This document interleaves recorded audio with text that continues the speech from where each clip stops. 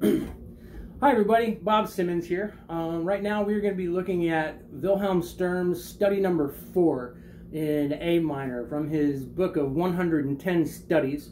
This one's in 4/4, A minor, got a nice Baroque feel, which means we're going to be nice and light with our bow for the most part, right? Everything's going to have its own space. We're not going to be real broad and expressive with our bow stroke. Rhythm and tempo is the name of the game for this one. A good fun part of this one is the dexterity that we get to go with moving and pivoting. So in measure 1, there's kind of 2 ways that we could go about doing this, right? So the first one is going to be in first position with a pivot up to the second position for that C, and then doing some moving. So it'll be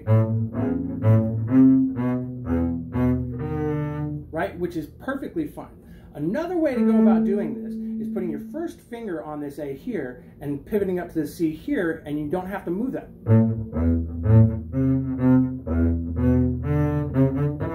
So I tend to do it that way because it involves a little less movement, and for me, especially for me, I get a bit darker of a sound, and for this kind of piece I really enjoy that, so I'll tend to stay on a thicker string. Whatever works for sounding the best for your instrument is what you should do. That should be your #1 goal when deciding how to go about your fingerings of your instrument, is what sounds the best, what serves the song the best. Because when you get to doing other fingerings, you can always make a fingering sound good with enough practice. So don't worry about how easy or how difficult it is. So knowing the geography of the fingerboard a little bit more, I can come down here and stay here.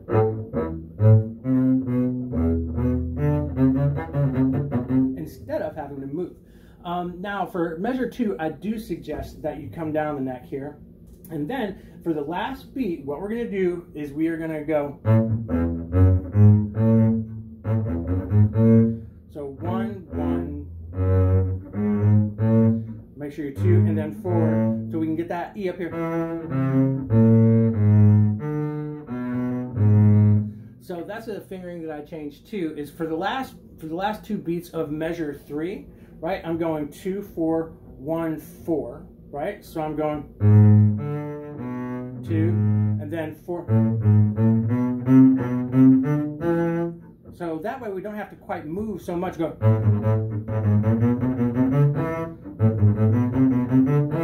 Right? It's 2 different ways of doing it, and whichever feels better for you. But what I suggest in every song that you learn, explore with your fingerboard. Decide how you like to do it best, because everybody's hands work a little bit differently, and there's nothing wrong with that. You watch a bass concerto, you watch 10 different people play it, you'll get 7 different fingerings for it, and that's totally okay because everybody's a little different. But especially in a study, which the sole purpose for one of these studies is what? To learn, to figure out how to play the instrument.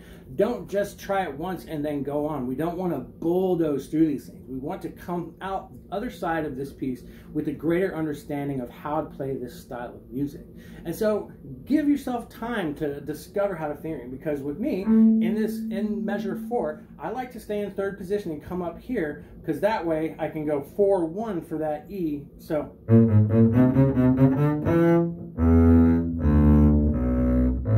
makes it a lot easier than having to go then. But you're going to get really good at the instrument doing it this way too. So try both. See which one works best for you is what I would suggest. Now we also want to keep in mind that in measure 1 and in a lot of the measures, not every single note is staccato. Now that's on purpose, and so we really want to differentiate in our bow strokes between the ones that aren't and the ones that are. So we want.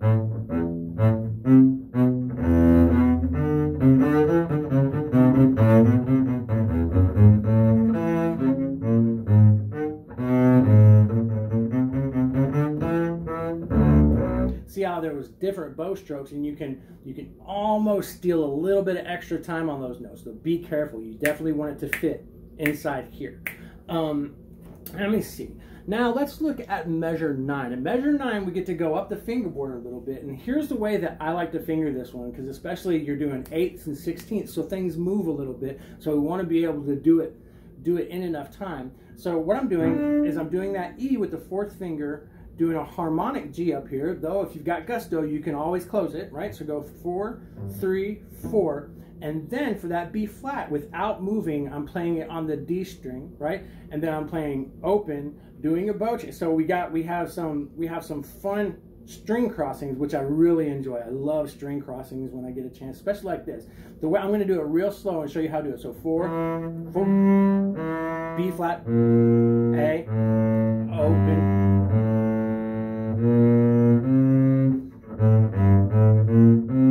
and a C right here, and then so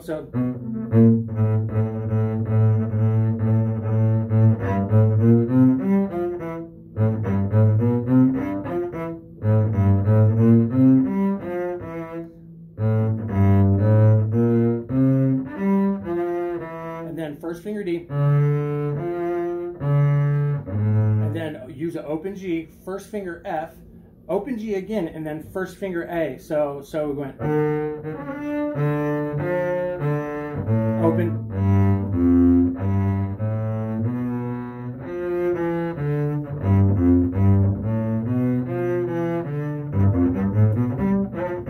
right? So that's a fun little shifting exercise with that one. My suggestion for that is don't just bushwhack your way through that piece, right? So for that last 2 beats of measure 10, I might spend a good couple minutes going.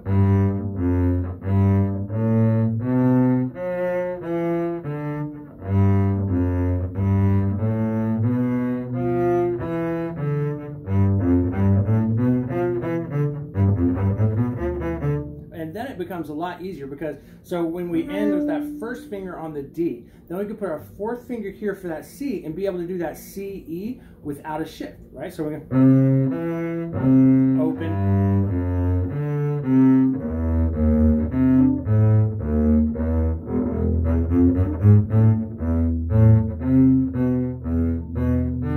right? And so then we go into the same motif again.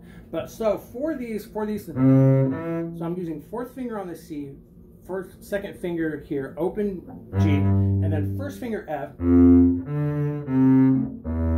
then fourth finger on the A, and then second.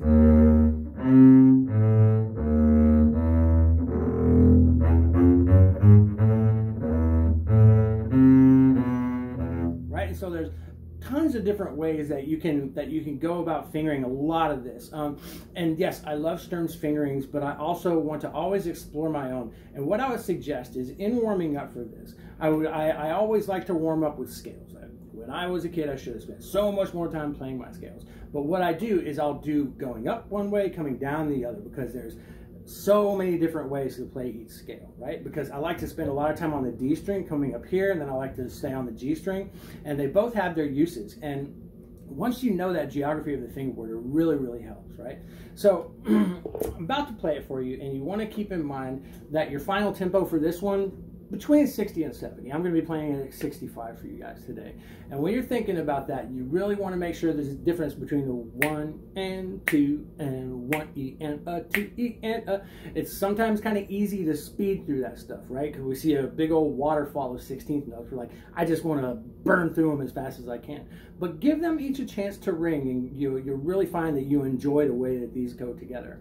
So yeah, without any further ado, I'm going to go ahead and play it. 1, 2, 3, 4.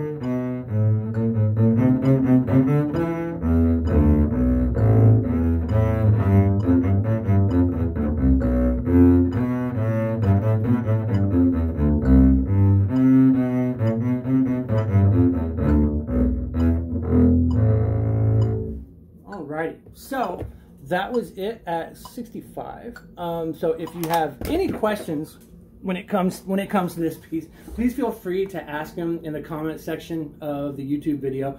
Be happy to answer them.